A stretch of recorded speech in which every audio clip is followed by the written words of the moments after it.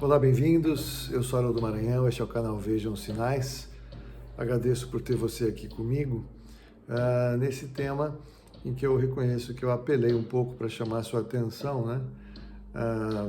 Provocando quanto aos deixados para trás. Eu tenho muito cuidado quando eu falo sobre isso, eu tenho muito zelo quando eu proponho o conteúdo que eu estou propondo aqui, e eu estou convencido diante de Deus que o que eu estou propondo para a sua reflexão, que é algo que eu tenho refletido nos últimos tempos já, e quem anda perto de mim sabe, é que eu tenho uma grande preocupação quanto ao ensino que diz para todo crente ficar tranquilo que ele vai ser arrebatado pelo simples fato de ser crente, e que ele pode quase que viver de qualquer jeito, sem qualquer preocupação, viver a vida normal, aliás, curtir a vida doidado, não é isso?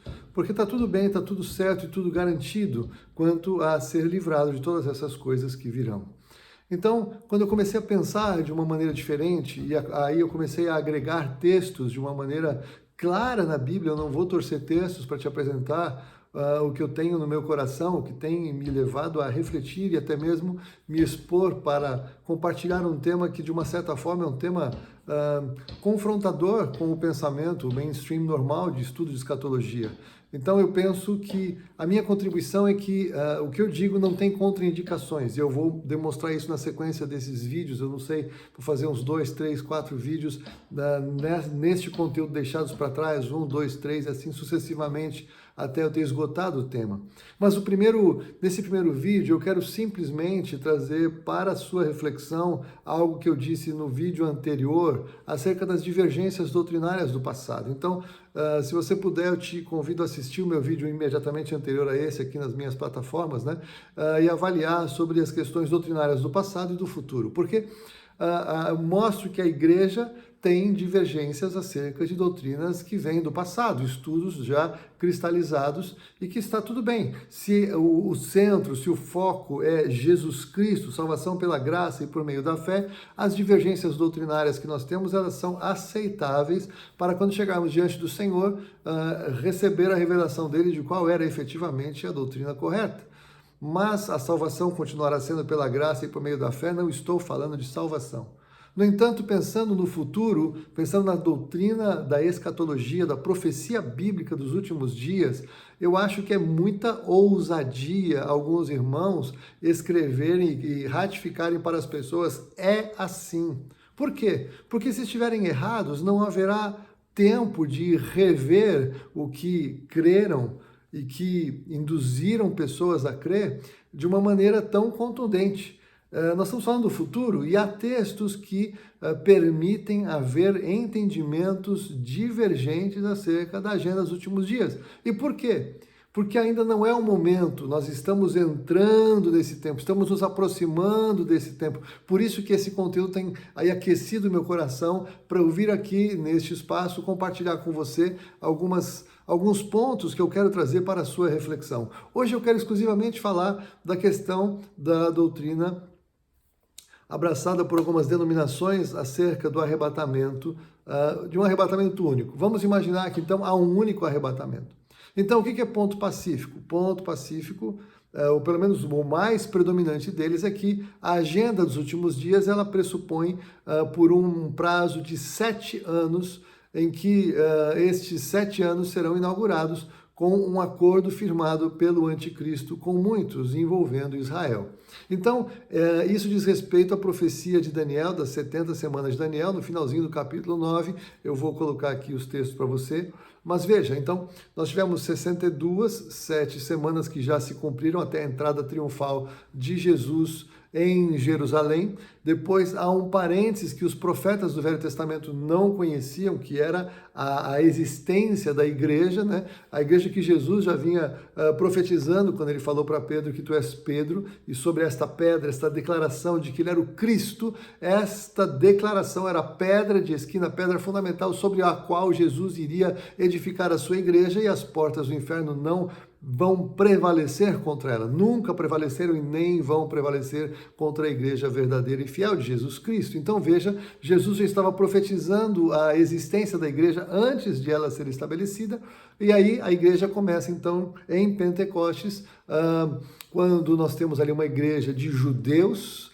e depois uma igreja de judeus e gentios que vão estabelecer então esta esta figura, esta instituição, este corpo verdadeiro e vivo de Jesus Cristo que se manifesta nesses 2000 anos deste parênteses, então, em que o Senhor deixa de lidar diretamente com Israel, passa a lidar com a igreja e voltará na grande tribulação a lidar com Israel no tempo da angústia de Jacó, quando a expectativa do Senhor é que Israel se renda, se arrepende e se volte e reconheça que Jesus, Yeshua, é o Messias, o ungido que foi rejeitado e agora será reconhecido mediante arrependimento e fé.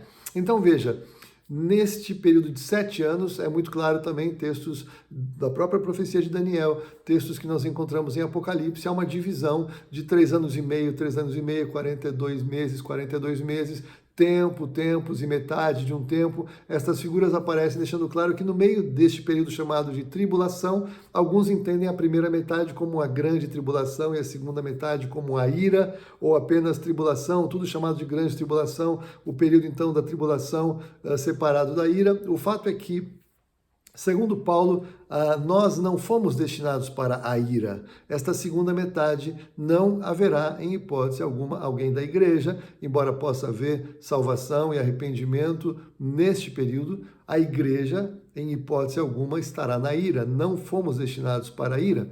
Mas o que eu quero compartilhar com você então? Há 3 escolas, uma delas que creem que o arrebatamento é pré-tribulação, ou seja, no início dos 7 anos há um arrebatamento único e todos são levados e todos são livrados de todas essas coisas. Glória a Deus se assim for. Há uma outra escola que são os Midi, que creem que o arrebatamento acontece no meio da grande tribulação, ou seja, no meio dos 7 anos, 3 anos e meio depois do anticristo se manifestar, e tem ainda aqueles irmãos que creem que é no final dos 7 anos.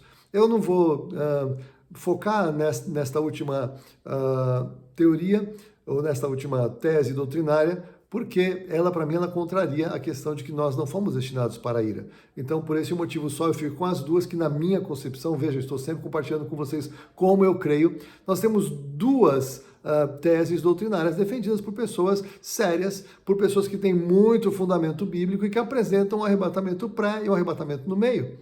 Então, a minha primeira pergunta para você é, se você é pré, e digamos que os Midi estejam corretos, você já imaginou como será a sensação que você vai experimentar quando você vê o anticristo emergir e tomar conta do planeta, quando você perceber então que já tem ali o cavalo vermelho, então é em curso uma grande mortandade, conflito entre as nações, o terceiro com a fome, com a hiperinflação mundial, algo sem precedentes, algo horroroso, e o 4º selo, em que, por seus efeitos somados a todos esses, 2 bilhões de pessoas morrerão e vai começar um martírio sem precedentes daqueles que são os cristãos vivos na época?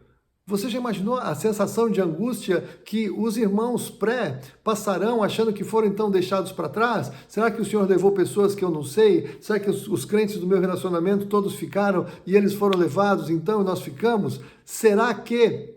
Você já imaginou que angústia? Você já imaginou que sensação horrível de frustração? Falar o que mais as pessoas que me ensinaram sobre escatologia erraram no ensino que me deram? Você já imaginou na confusão espiritual que esses irmãos vão passar? O que mais eu não fui ensinado corretamente? O que mais está errado? E aí que eu já fico um pouco desconfortável quando os irmãos pré, eles ensinam que é pré como se fosse uma doutrina pétrea, como se fosse claro, e não há controvérsias acerca disso, ignorando que há irmãos que creem diferente e que têm bons fundamentos para isso. Então, o que eu estou propondo nesta sequência de vídeos que eu vou compartilhar acerca dos deixados para trás? Nós ainda não podemos afirmar com clareza qual é a doutrina verdadeira e única acerca do momento em que o Senhor vai retirar deste planeta a sua noiva. Queira Deus que seja pré.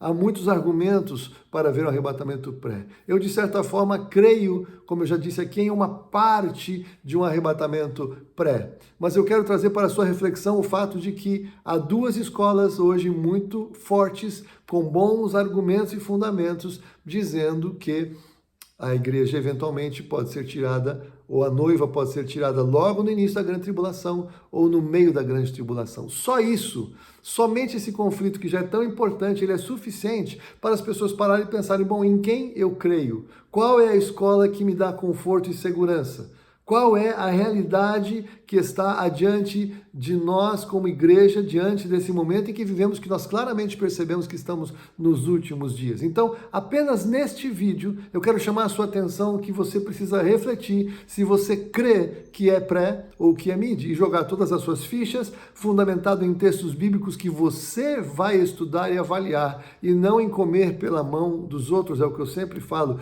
não coma pela mão dos outros. Tenha clara a sua posição e esteja preparado até mesmo para estar errado. Os mid, se o arrebatamento for pré, será uma alegria, glória a Deus, eles vão ser levados antes, não vão ter que passar o que imaginam que vão passar, que bênção. Os pré, se estiverem errados, que angústia, vão passar 3 anos e meio e sabem então que vão enfrentar situações que nunca pensaram, nunca fizeram parte da sua imaginação escatológica viver. Então, neste momento, neste vídeo, eu quero apenas chamar a sua atenção para o fato de que, olha, olhando para frente, olhando para o cenário de escatologia, há escolas que creem diferente.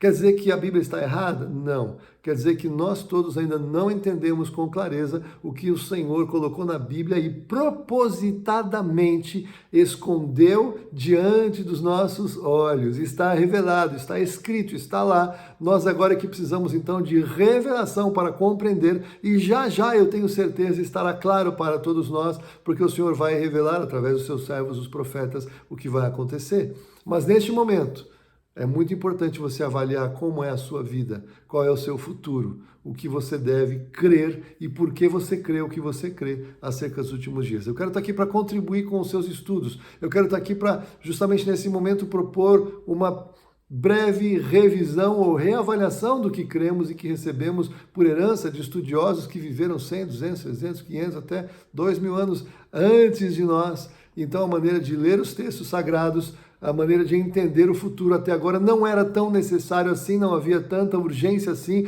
mas nos dias em que estamos vivendo, há. Qual é a sua posição? O que você crê? Como você vai viver como cristão esses últimos dias? Como você vai se preparar para esse evento?